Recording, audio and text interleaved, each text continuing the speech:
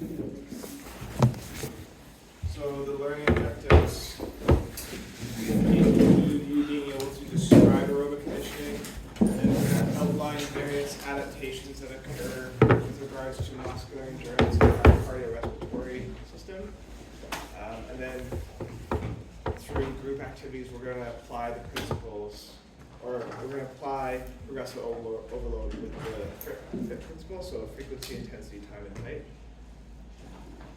So last week we talked about resistance training improving muscular strength. Aerobic conditioning improves the cardiorespiratory fitness and muscular endurance.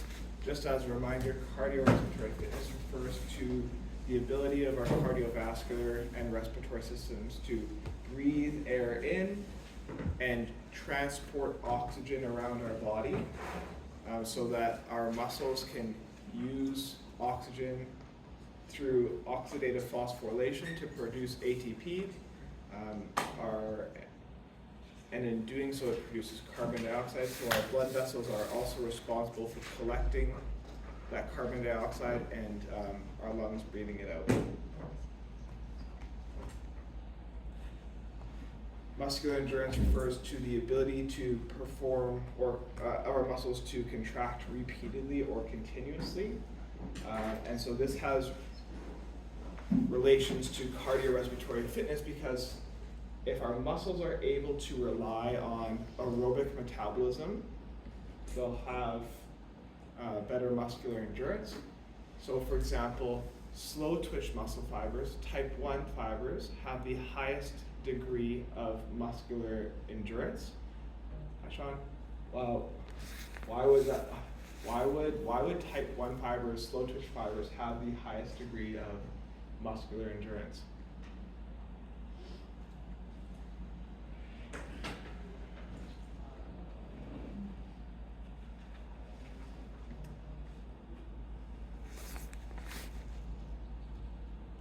What are some characteristics? Myoglobin, yeah. Why? What about? They have more myoglobin, and they rely on oxidative metabolism. Okay, yeah. So remember we talked about the differences, the characteristics of muscle fiber types, right? So type 1 fibers, slow twitch fibers, have the highest capacity for oxidative metabolism. They have the greatest oxidative capacity. They have the highest concentration of myoglobin. What else? There's one more thing that's really important. There's one other characteristic that's really important. So do you remember where oxidative phosphorylation occurs in the muscle cell? It occurs in the mitochondria, and slow twitch type 1 fibers have the highest or the greatest concentration of mitochondria. They have the greatest number of mitochondria. So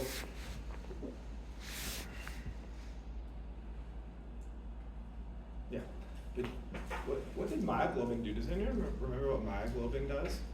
What myoglobin is? What's hemoglobin? Transports oxygen. Hemoglobin is a protein in red blood cells that carries oxygen. So oxygen binds to iron molecules in the hemoglobin molecule, and that allows red blood cells to transport oxygen in blood, right? Myoglobin is a similar protein contained in muscle cells, and myoglobin allows muscle cells to hold on to oxygen for a short period of time. Type 1 fibers have a really high concentration of myoglobin, which allows them to store and hold on to more oxygen. This allows them to rely on oxidative phosphorylation or aerobic energy metabolism. And on top of that, type 1 fibers have the greatest mitochondrial content compared to fast twitch muscle fibers, which allows them to perform more oxidative phosphorylation, and therefore slow twitch type 1 fibers have the highest degree of muscular endurance. Why would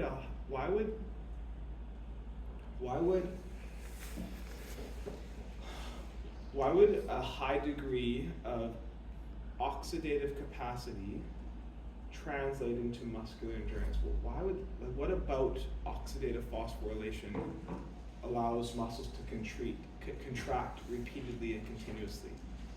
There's a missing step here. What's unique about oxidative phosphorylation?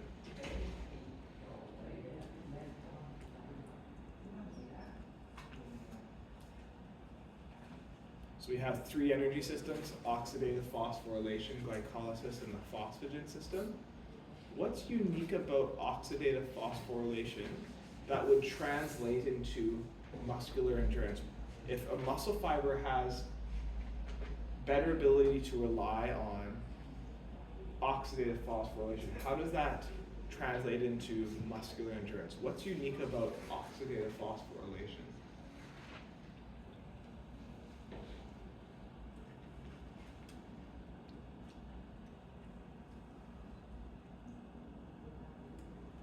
What substrate does oxidative phosphorylation rely on? So substrates are like the ingredient for the energy system. What substrate does oxidative phosphorylation rely on? Does anyone remember?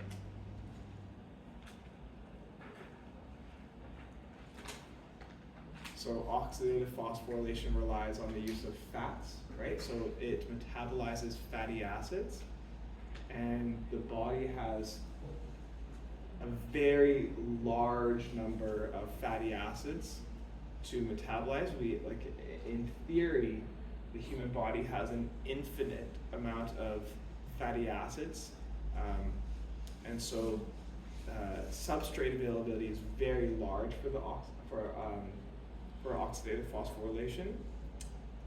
In terms of the energy contributions, how much energy can the oxidative phosphorylation system produce relative to glycolysis in the phosphagen system? A lot, right? So oxidative phosphorylation can produce a lot of energy. It has a lot of fatty acids, and so what this means is muscle fibers that have larger amounts of oxidative capacity can produce a lot of energy for a long period of time, i.e., they can contract repeatedly and continuously for long periods of time. That's how muscle fiber typology, energy systems, and muscular endurance are related. So, improvements in cardiorespiratory fitness and muscular endurance are the result of diverse exercise stimuli. And what I mean by this is you can experience improvements in cardiorespiratory fitness and muscular endurance from low to high intensity activities, including continuous long duration efforts and also shorter duration intermittent efforts where intensity is fluctuating up and down. So you see here, including low to high intensity continuous. What I mean by this is continuous means that you're exercising at a relatively steady rate of intensity. So for example, if you were to go for a run and perform a continuous effort, your run would likely maintain the same pace for a prolonged period of time, right? So, or the same heart rate for a prolonged period of time. So this would mean like going for a 60-minute run while maintaining an average heart rate of 50 to 60 max heart rate, for example. That would be a continuous effort because intensity is not fluctuating across time. Whereas intermittent efforts are where intensity goes up and down, it's undulating, it's going up and down. Intermittent meaning that there's periods of high intensity, low intensity, moderate intensity, low intensity. And so this brings us to the notion of aerobic conditioning. So conditioning refers to the processes to improve a component of physical fitness. And so aerobic conditioning refers to exercises that improve our cardiorespiratory fitness and muscular endurance through exercises that stress the aerobic energy system. So it refers to any exercises that rely on the aerobic energy system to sustain energy demands.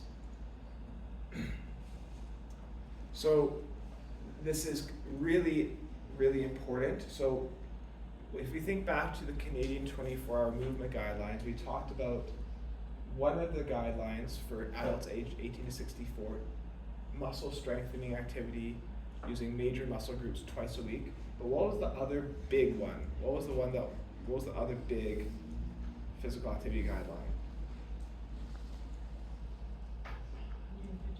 150 minutes of what? Aerobic activity. What kind? Oh, like vigorous. Moderate, so 150 minutes of moderate to vigorous aerobic physical activity. So that's 150 minutes of moderate to vigorous aerobic conditioning.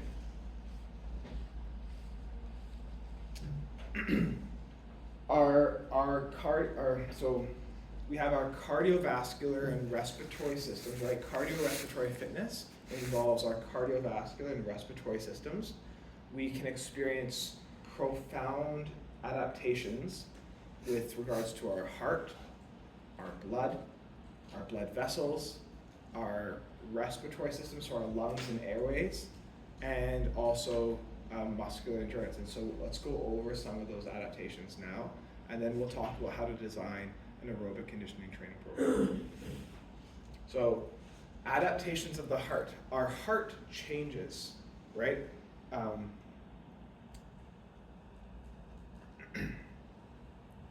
When we perform regular aerobic conditioning exercise, our heart adapts in response to that exercise. And so it experiences remodeling. So, for example, our heart gets stronger. And the way that this does that is through, like our heart is a muscle, right? We have to understand this first. Our heart is a muscle that surrounds 4 chambers. And we talked about the structure of the heart at the start of class. And so the heart kind of looks like this.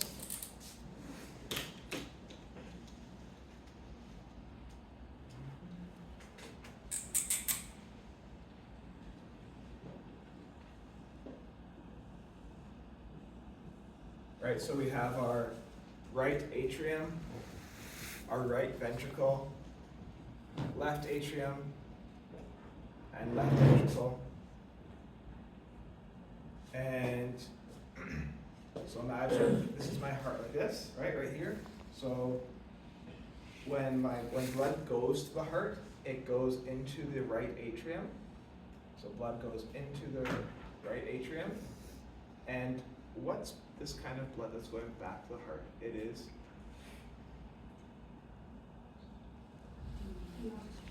deoxygenated. Fantastic. Yeah. So blood that's returning to the heart is deoxygenated.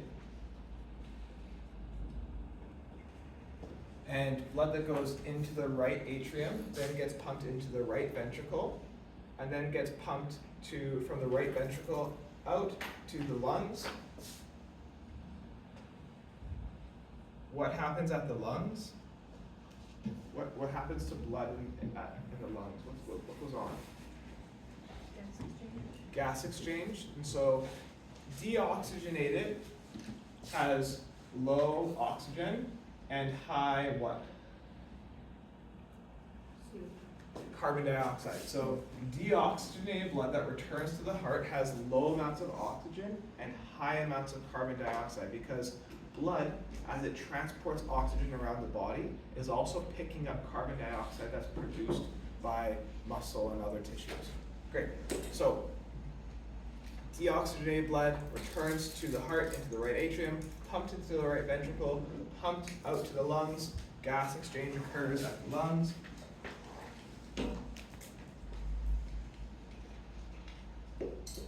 So what happens with regards to gas exchange? What happens with the carbon dioxide and oxygen? Very simply. They get swapped in the alveoli. Yeah, so so in our lungs we have those little air sacs called alveoli, right?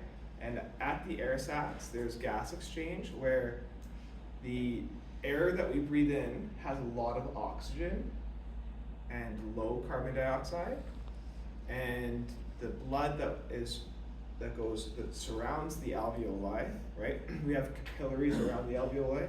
The blood has way more carbon dioxide and way less oxygen. So oxygen goes into blood and carbon dioxide leaves blood.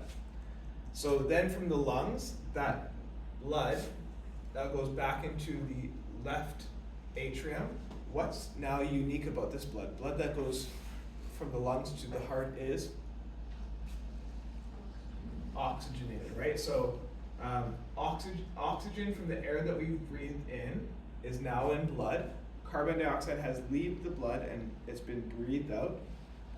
That blood goes back to the left atrium, gets pumped to the left ventricle, and then from the left ventricle, it gets pumped out to the rest of our body. That's what happens, right? And so this left ventricle is really important. The left ventricle is extremely important. We have muscle that surrounds the entire heart, but in particular, there's muscle that surrounds the left ventricle. And when our heart is beating, it's the heart muscle contracting like this. Does anyone remember what stroke volume is? What was stroke volume? The amount of blood in the heart. Per what?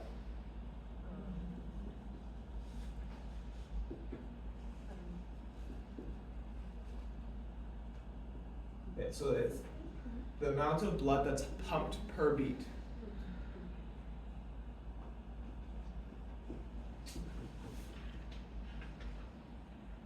Yeah, so stroke volume represents the amount of blood that leaves the heart every time it contracts. So every beat, blood is pushed out of the heart through the left ventricle. Stroke volume represents the amount of blood that leaves the heart every time it beats.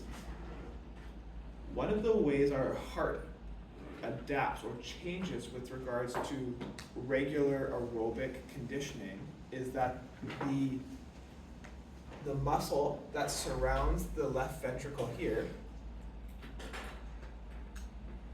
it gets bigger. So we talked about hypertrophy last week, increases in muscle size. The muscle that surrounds our left ventricle experiences hypertrophy. So we have increased left ventricular wall thickness. The muscle surrounding our left ventricle experiences hypertrophy, and therefore the heart gets stronger. If the muscle that surrounds the left ventricle gets bigger, what do you think that means for stroke volume? Right. So if the muscle that surrounds the left ventricle experiences hypertrophy as an adaptation to aerobic exercise, it means that stroke volume goes up.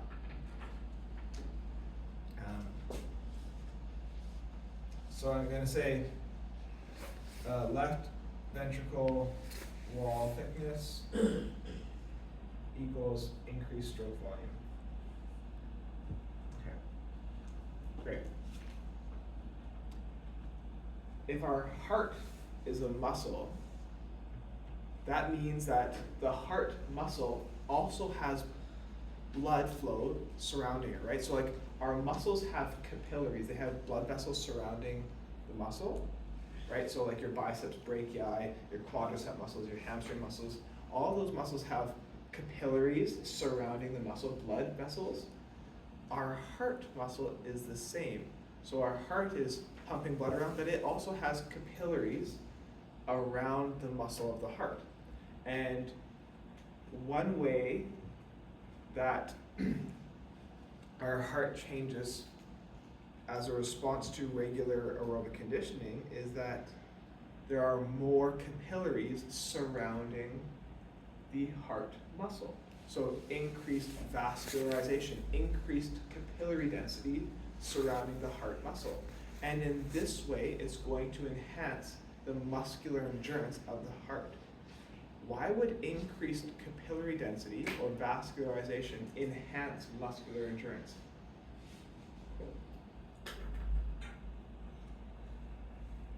We just talked about the relationship between oxidative phosphorylation and muscular endurance. Why would increased capillary density increase muscular endurance? What does oxidative phosphorylation need to function? So in order, remember, oxidative phosphorylation is aerobic. It functions in the presence of oxygen. And if we have more oxygen, we have better muscular endurance.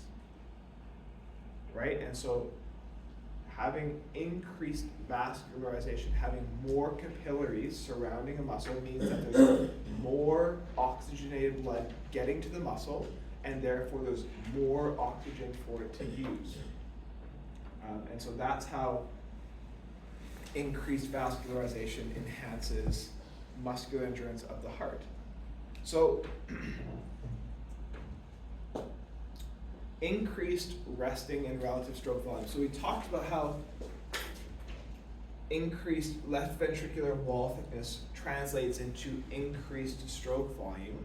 What this means is that at rest for all of us here, if the left ventricle wall thickness has gone up, it means that our heart pushes more blood out, whether we're sitting here at rest or whether we're exercising.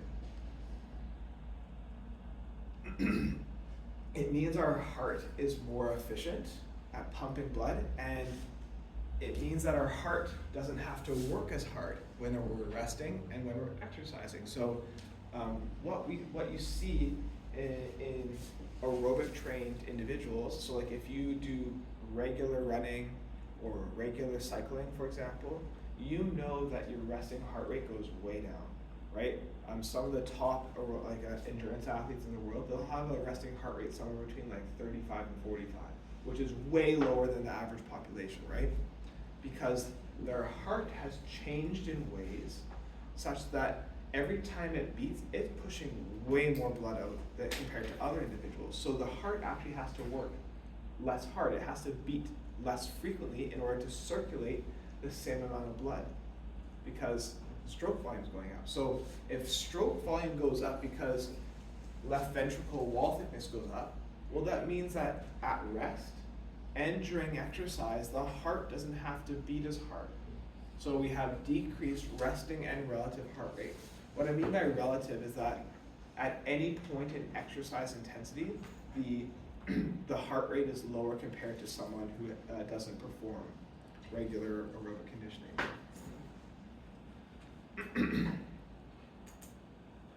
The other thing that we see is that for people who perform regular aerobic conditioning is that their cardiac output goes up a lot. So cardiac output, does anyone remember what cardiac output was?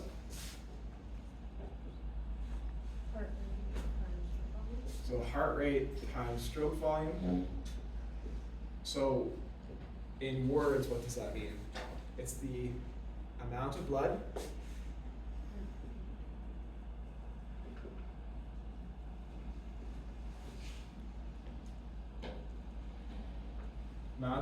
pumped by heart, what?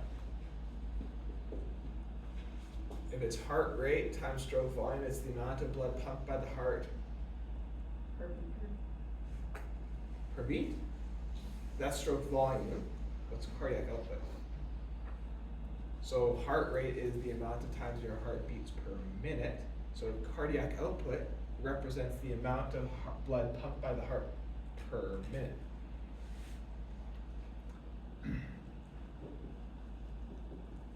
And so with aerobic conditioning, your cardiac output goes up at rest and also goes up during exercise. What this means is your heart circulates way more blood when you're at rest and also during exercise. And it's largely due to the increases in stroke volume, your heart getting stronger and more efficient at pumping more blood around.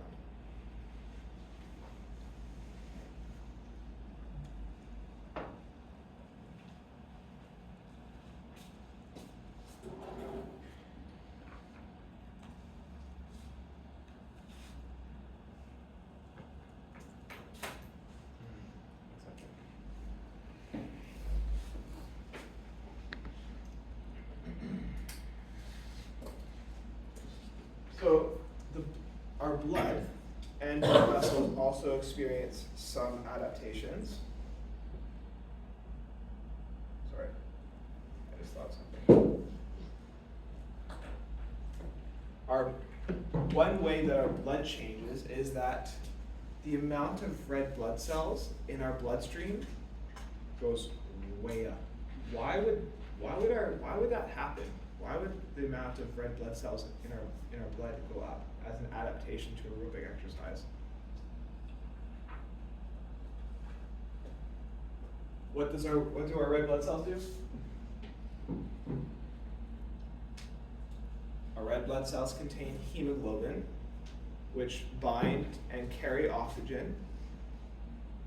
And as an adaptation to aerobic exercise, the amount of red blood cells goes up, which means that our blood can carry more oxygen, right?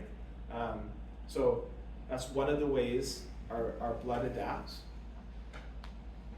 Our blood vessels also adapt in many ways. So one of the ways it can improve is through improved blood distribution. So our blood vessels experience what's called vasodilation and vasoconstriction. I don't expect you to know these terms, but vasodilation refers to when blood vessels get bigger, dilate, and vasoconstriction refers to when blood vessels get smaller, constrict. So imagine this is a normal blood vessel here, right? Vasodilation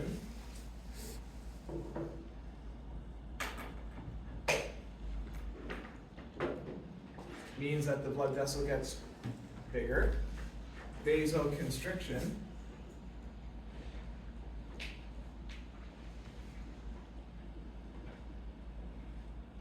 means that the blood vessel gets smaller.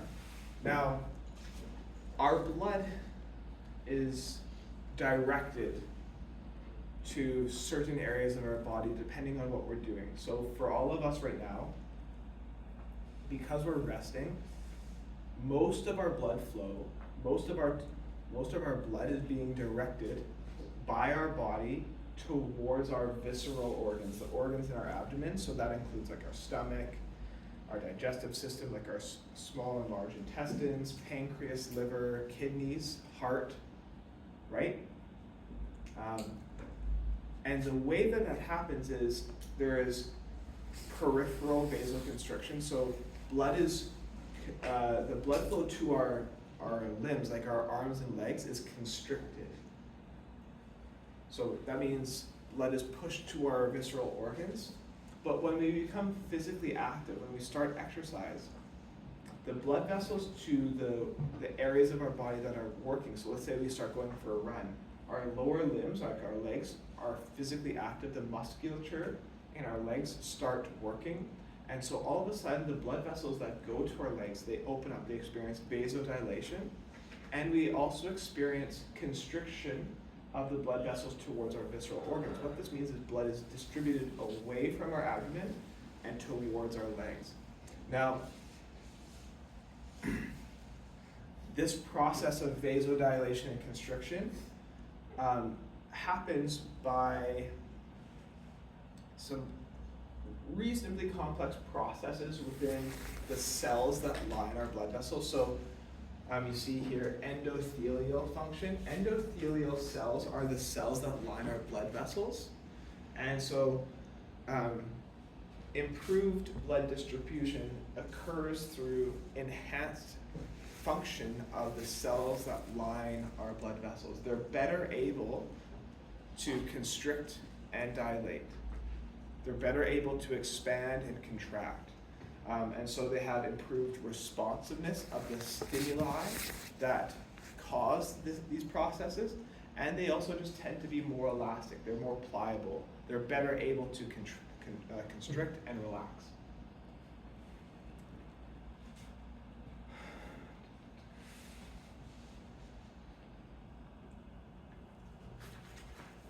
One of the ways our blood vessels adapt is that we have increased vascularization. So, let's think about our legs, for example. If we perform regular running, the muscles of our legs that are involved in running will experience increased vascularization. What this means is that there will be more capillaries surrounding those muscles, increased capillary density. The last one here is that we're going to experience improved blood pressure. I said resting blood pressure. So we talked about this as being like the 120/80. So we have systolic and diastolic pressures. Blood pressure is a serious issue. We talked about hypertension in the first class as being irregular and high blood pressure at rest. It's responsible for killing many Canadians on an annual basis. Regular aerobic physical activity is very effective at improving resting blood pressure. And one of the ways that it does this is through reduced peripheral resistance. And so I'm going to try to explain what this means. Our heart, when it's pumping, it's pushing blood out against a pressurized system. So our blood vessels are a pressurized system. That's why we have blood pressure. And peripheral resistance, peripheral means at the outside, periphery, right? When we think about peripheral resistance, it's pressure that's created by blood vessels at the periphery. So think of, I'll go back up to a photo, hold on a second.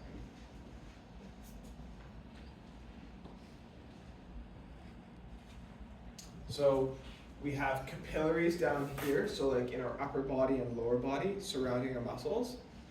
Peripheral resistance is established when by the narrowing of blood vessels at the periphery. So if we experience increased vascularization, if we have more capillaries, that's going to reduce peripheral resistance. If they have enhanced endothelial function and improved elasticity, they're not stiff, they're pliable, they're responsive to vasoconstriction and vasodilation stimuli.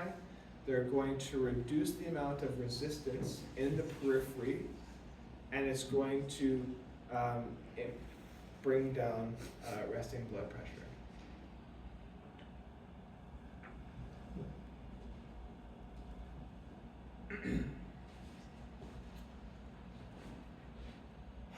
When we breathe, breathing is produced in different ways. So right now, at rest, the way that you breathe air in and out is performed through the contraction and relaxation of the diaphragm, the muscle underneath of our lungs right here. So when our diaphragm contracts, it flattens like this and it creates a vacuum in our lungs and pulls air in. And then when we breathe out, our diaphragm relaxes and our lungs act like elastic recoils and pushes air out. But when we're physically active, as breathing rate goes up and we start breathing heavily, there are other muscles that get involved. So in between our ribs right here, there are these muscles called intercostal muscles. So right here. And so we have external and internal intercostal muscles. These are involved in breathing in, inspiration, and breathing out, expiration. And those muscles can experience improved muscular strength because they actually can become bigger. They experience hypertrophy. And just like all the other muscles, they need blood flow. And so they can also experience improved muscular endurance through increased vascularization. So they might have more capillaries surrounding the muscle. What this means is the intercostal muscles can contract harder, they can breathe harder, and they can breathe for longer periods of time. So remember, muscular strength is the ability to produce muscle force, and muscular endurance is the ability to contract repeatedly and continuously. So if the respiratory muscles have increased muscular strength and muscular endurance, what this means is they can contract harder, they can breathe harder, and they can breathe for longer periods of time.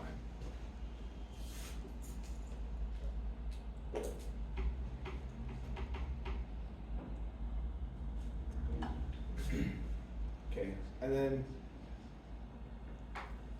there are many ways in which our muscular endurance can improve. We've already talked about increased vascularization a couple times, and so if a muscle has more capillaries surrounding it, that means that there's more oxygenated blood getting to that muscle, and therefore there's more oxygen for that muscle to use, which is going to enhance muscle endurance.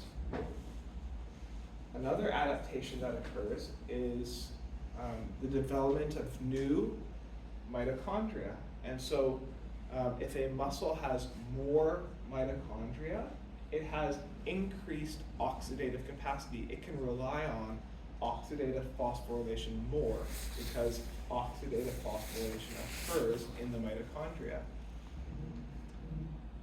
As an adaptation to aerobic exercise, the muscle also develops and builds new and more myoglobin. Myoglobin are those unique proteins in muscle that allow them to hold on and store oxygen for a short period of time. If we have more myoglobin, if we have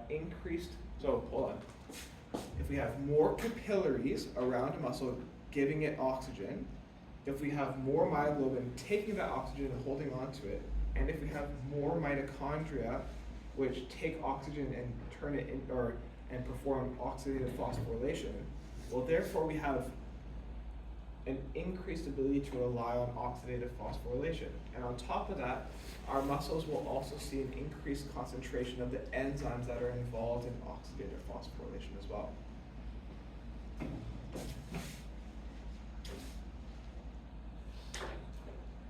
Okay.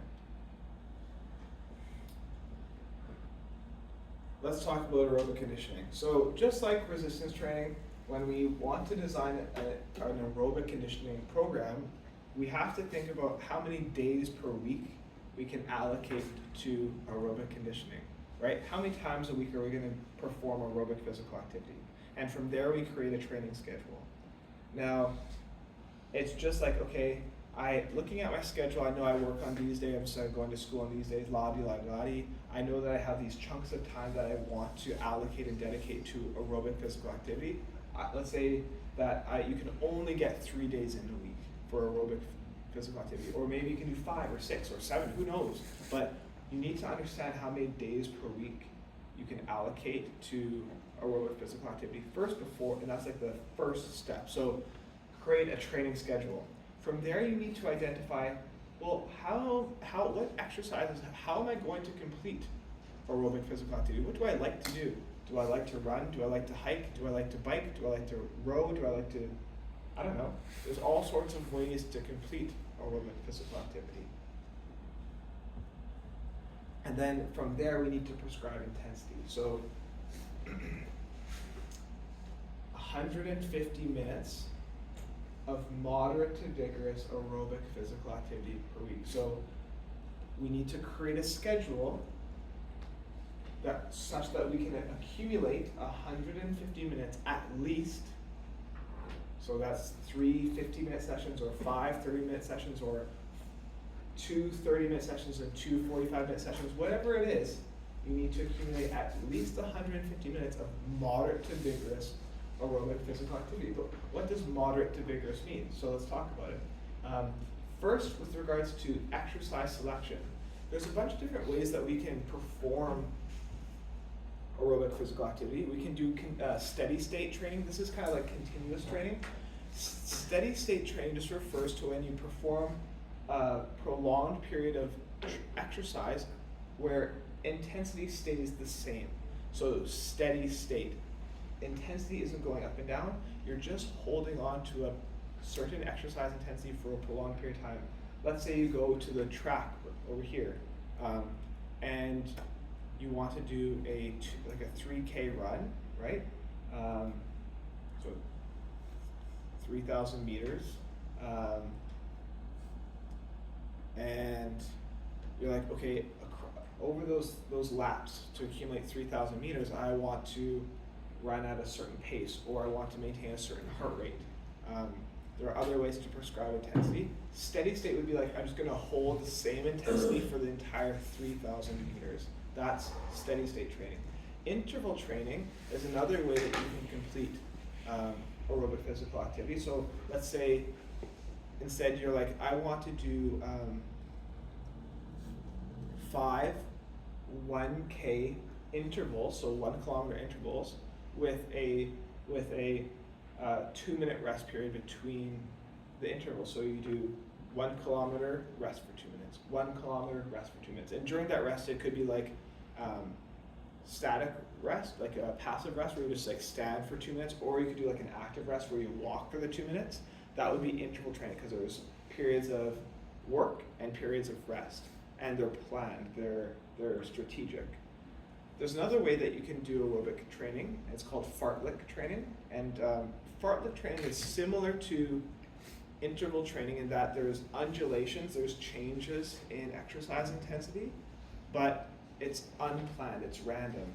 And so this can be pretty fun, it can be a little bit nimble.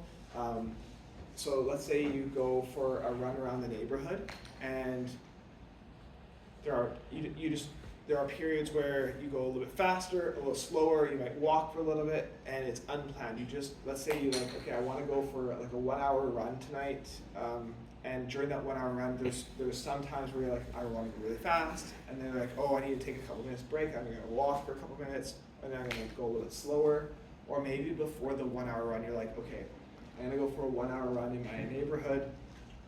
I know that somewhere in the run, I want to do 3 5-minute efforts where I go pretty fast, and I also know that I want to do 5 1-minute efforts where I go really fast. But I'm not going to really plan when I'm going to do those. I just know that I want to do those somewhere in the run, and depending on where you are in the neighborhood, you're like, okay, now I'm going to go for that 1-minute effort, and then the rest of the time you're like, I'm just going to do a really slow jog. That's fartlek training. It's unplanned, but there's undulations in or changes in exercise intensity. Okay.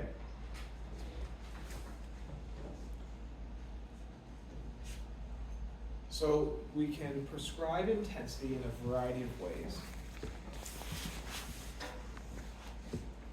I think one of the best ways to prescribe intensity for aerobic physical activity for most people who aren't integrating technology is the talk test. Has anyone used the talk test before?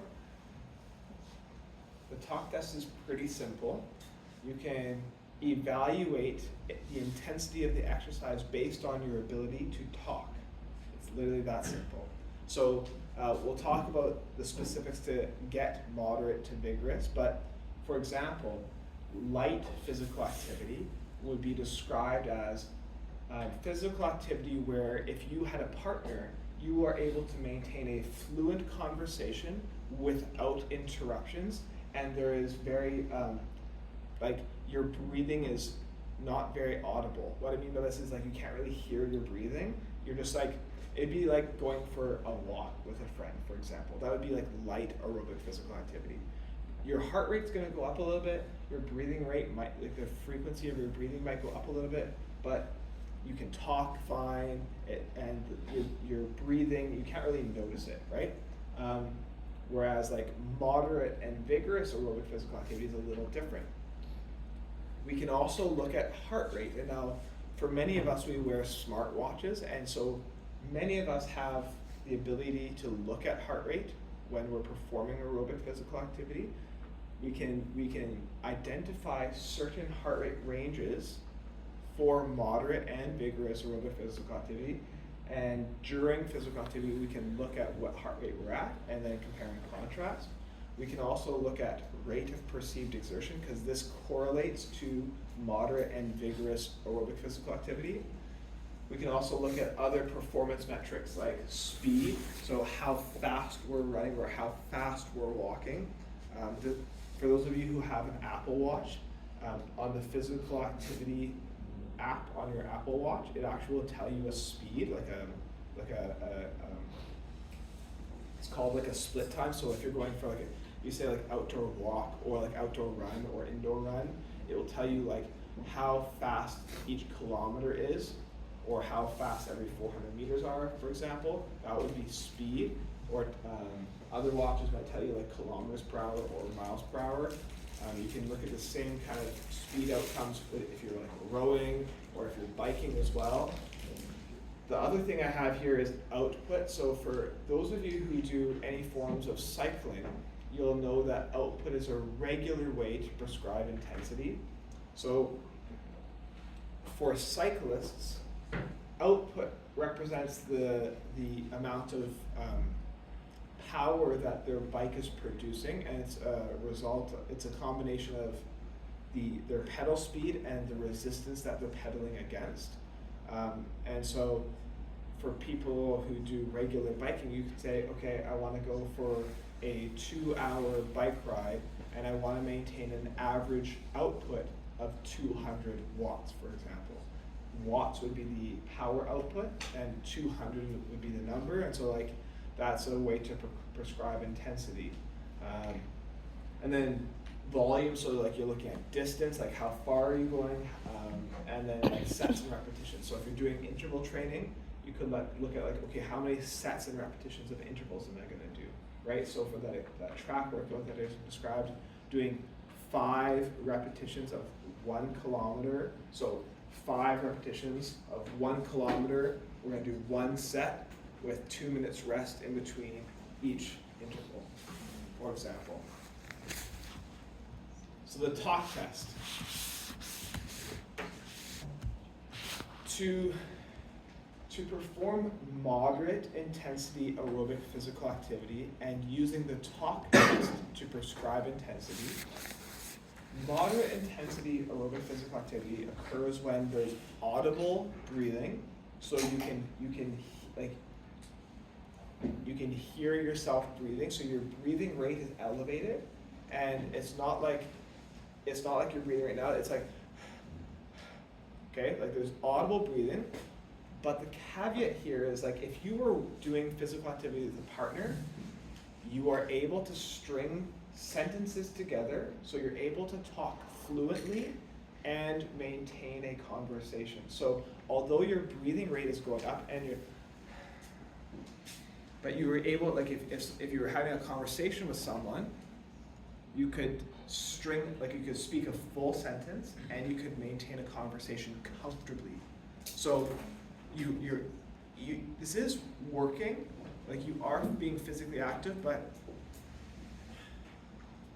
it's not crazy. So examples of this for most people would be like going for a hike or a really brisk walk, or for some other people it might be like a light jog with friends or something like that. Now moderate, like intensity really depends on your level of physical fitness, right? Like more physically fit individuals will be able to perform exercise at a way higher rate at a moderate intensity, right? So it really depends on who you are and how physically fit you are.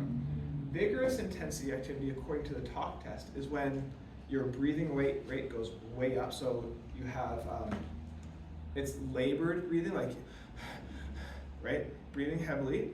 And if you were talking to someone, you wouldn't be able to complete a full sentence. You might be able to get a couple words in, but then have to pause to breathe before getting the next couple of words in. So labored breathing, unable to speak sentences. So you get a few words in, take a pause, get a few words in, take a pause. And so the conversation is broken up.